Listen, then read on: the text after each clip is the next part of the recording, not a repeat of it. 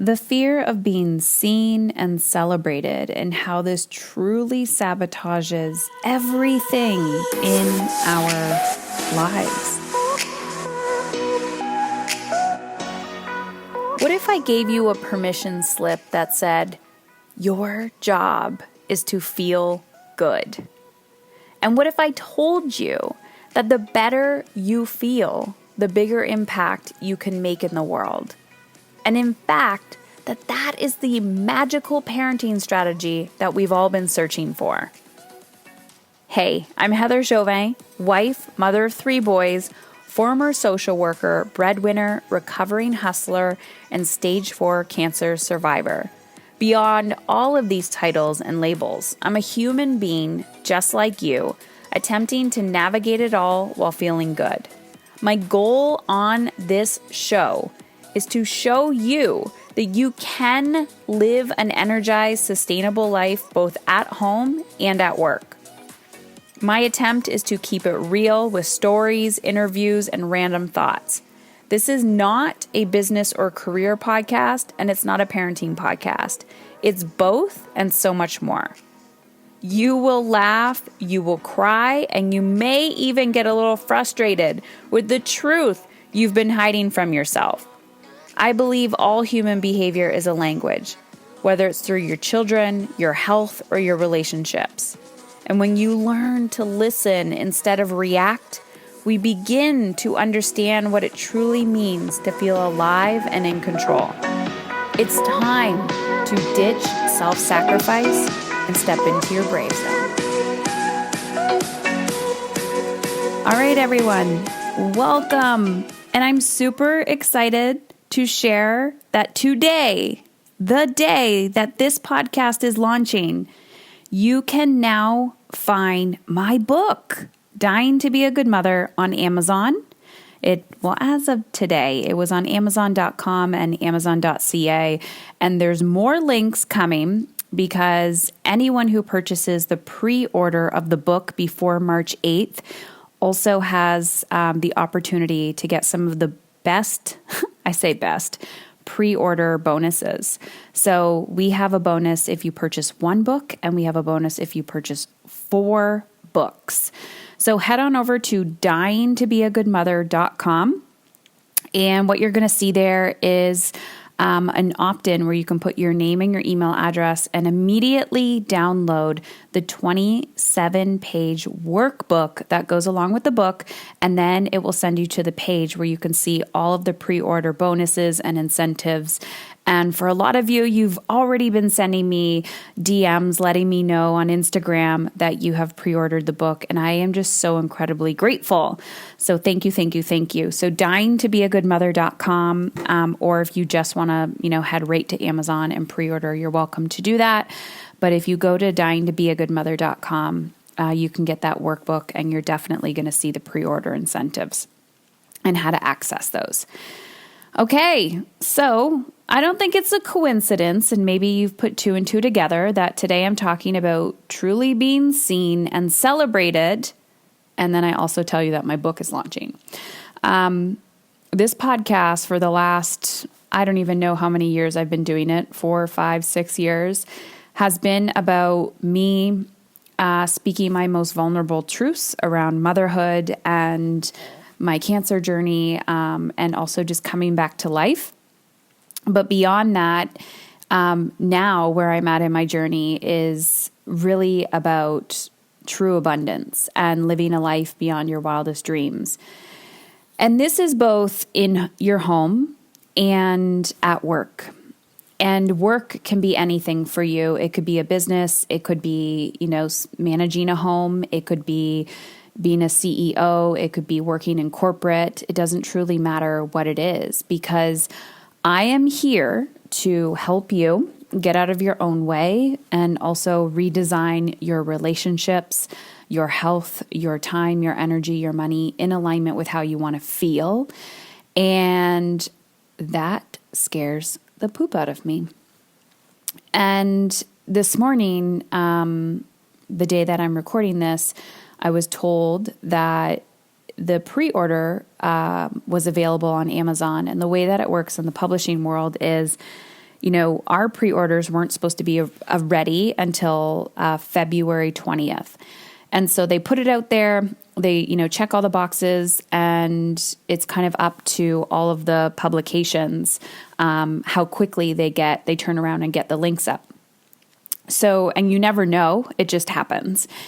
And the first one came in, and I got a direct message on Instagram from somebody saying, I pre-ordered your book. And I was like, how did you do that? And I had this holy shit moment because, you do all of this work and you put this intentional effort, and it's been 2 years ish.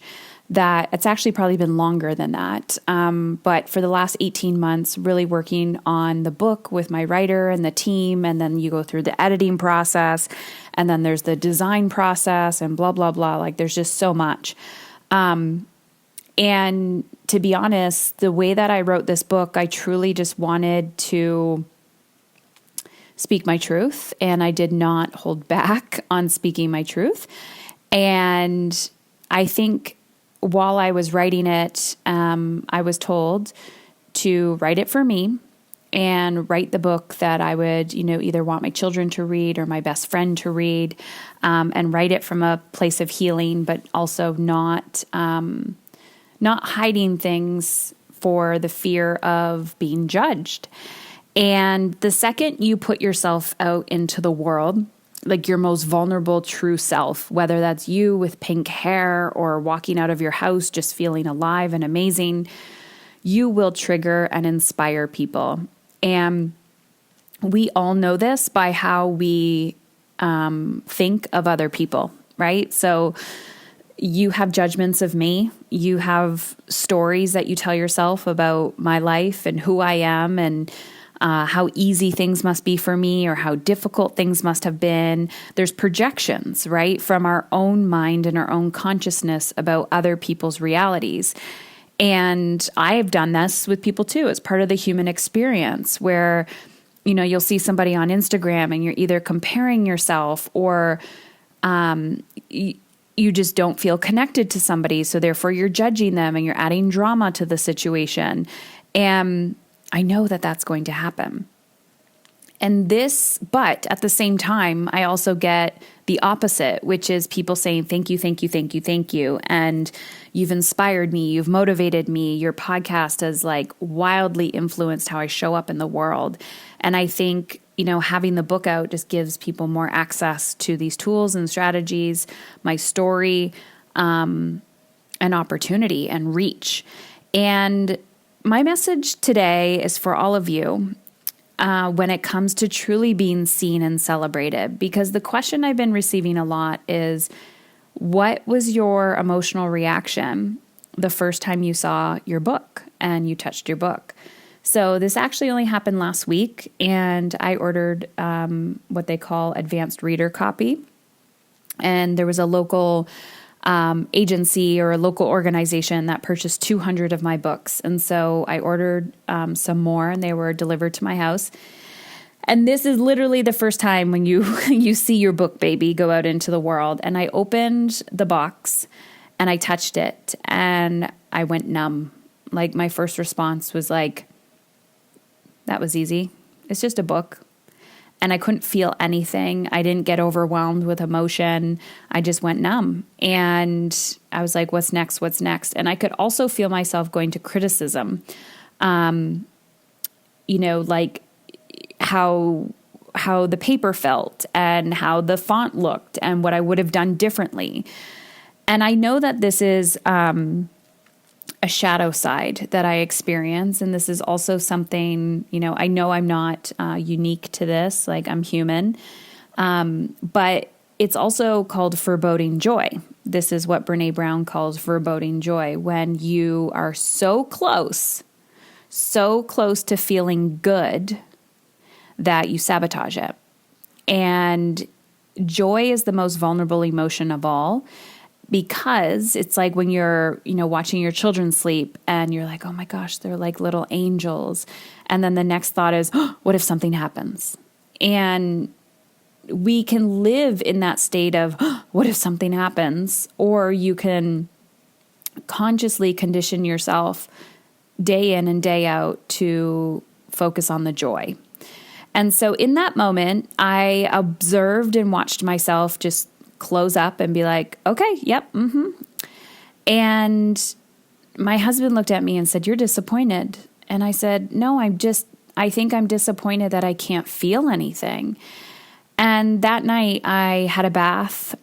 This is where I'm going to get emotional.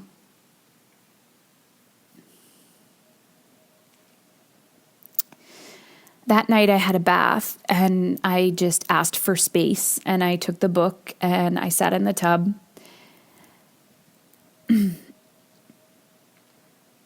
And I sat in my big bathtub, newly renovated bathroom, that, I didn't think was going to happen.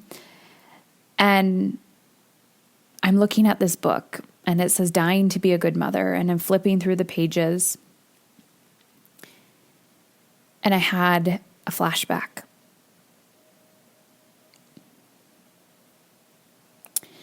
I had the flashback to a moment of myself when I was 18 years old and pregnant, and I was in the bathtub at my mother's house reading a book that was titled "You Look Too Young to Be a Mother." And this book was a collaboration of a collection of teen moms who were success stories. And every single story in this book was a message of hope and possibility. And at the end of each story, some of the women left their email address. And I remember sitting in that bathtub reading these stories and emailing some of these women when I was 18. And they were probably in their 30s or 40s at the time, because I remember it was years later from their stories being published. And just saying, wow, your story was very inspirational. And some of them would email me back and say, like, keep going, you got this. Like, it gets so much easier and blah, blah, blah. And it was the first time that I felt a sense of hope. But I also remember sitting there in the bathtub, reading those stories and thinking to myself, one day I'm going to write a book. And I had no idea what book I was writing. No idea what book I was writing. I had no idea how I was going to do it. It was a knowing. It was an inner knowing. And I had no freaking clue. No idea. And that knowing was there with me. And it was a very loud whisper.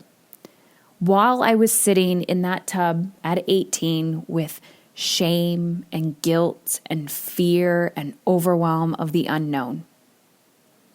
Very pregnant, single, alone, afraid, feeling like a failure, defeated, deflated, with this little whisper that someday you will write a book.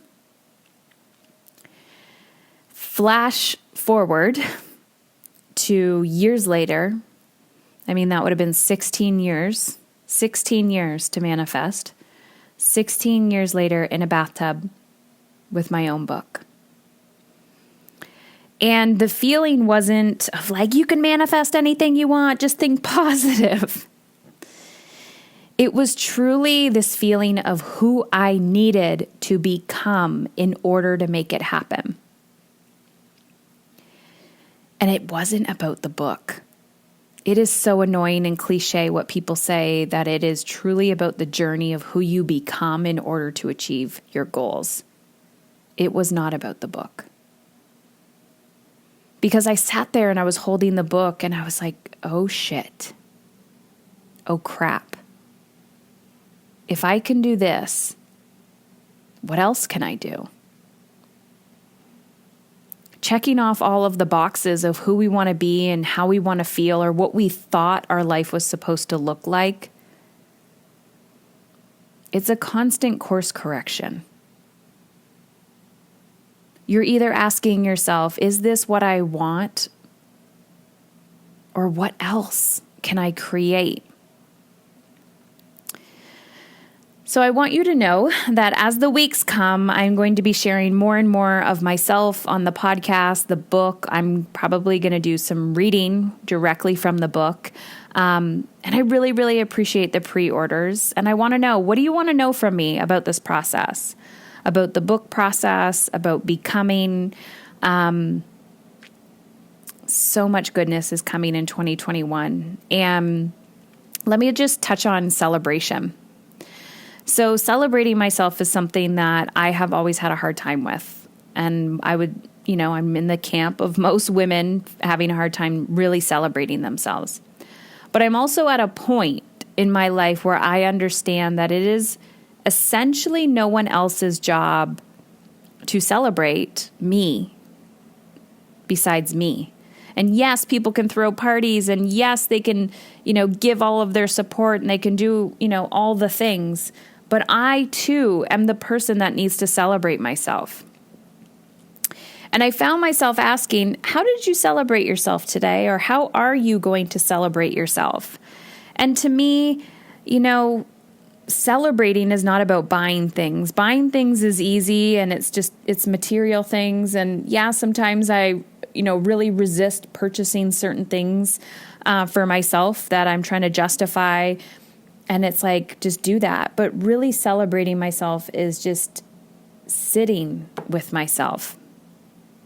And, those moments in the bathtub of like, you did this. You fucking did this. And those are the moments that break us down. Those are the moments that crack us open to receive more joy. Those are the moments to really seep in around what is truly possible for us in all areas of our life.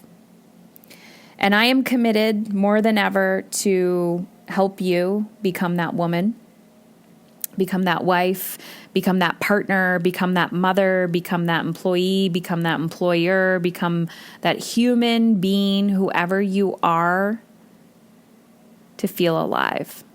Because the more alive you become, the more you give permission to every other woman that crosses your path to feel alive as well. So thank you, thank you, thank you, thank you. And one last thing, beyond the pre-orders that you can check out at dyingtobeagoodmother.com, we are also now opening the Mastery Coaching Program. So we just closed the doors for Courageous Rewrite, which is a 5-week kind of accelerated version of Mastery. And now Mastery is open. And for those of you who are curious about the program, we have a wait list started. So if you want to join the wait list, join now. We will be shortly doing the interview rounds for the next open that we do for Mastery. So you can go to heatherchauvin.com/mastery and get yourself on the wait list. And what the hell else was I going to say about Mastery? Mastery, the difference between Courageous Rewrite and Mastery is Mastery, you have one-to-one access with me. We connect on an app, and you also get a lot of more integration into the community. We have a community manager that we have more accountability. It's a bigger deep dive into all areas of your life. And we also have an extended program called Mastery Business. So you can take advantage of either or depending on your goals. And inside of Mastery Business, what we do is we help you with sales and marketing as well so that you can create more profit, ease, and sustainability in your business. So you do not need to be a business owner because you can just, want to do this from a personal leadership perspective. But if you want to take advantage of that and business, what you do is you go to heatherchauvin.com/mastery, get yourself on the wait list, and then you will be taken to an interest form where you can fill that out, and then we talk next steps. So everybody has to go through an interview process first to see if it's a good fit. Either way, I want you to celebrate yourself. I want you to really ask yourself, look in the mirror and say, who do I want to be? And am I willing to receive the magic that is waiting for me on the other side? of my resistance.